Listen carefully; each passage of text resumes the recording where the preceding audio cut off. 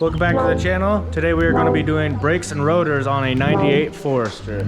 So you're going to come in here to pop off your two 14s to pull off the main part of the caliper, and then you got two 17s down here on the front to pull them off, and it'll kind of look something like that, all torn apart.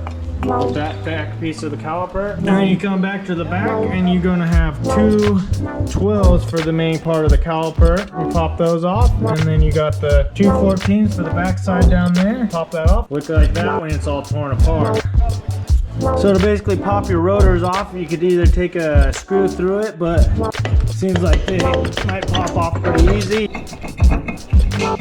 And now you just do that on both sides and we will install the new ones. Now that you got your new rotor on, you're going to install your brakes with all the brake hardware and whatnot. Make sure it's all in properly so it will look like that when it's done. And then you're going to compress your caliper pistons, and this is a good way to do it, or you can take an old brake pad and just use one clamp to compress both of your pistons.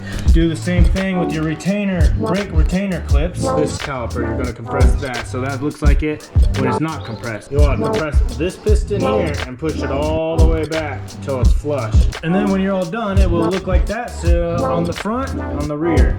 That's how you install your brakes and rotors on a Subaru Forester. So if you haven't yet, please like and subscribe, and we'll catch you in that next video.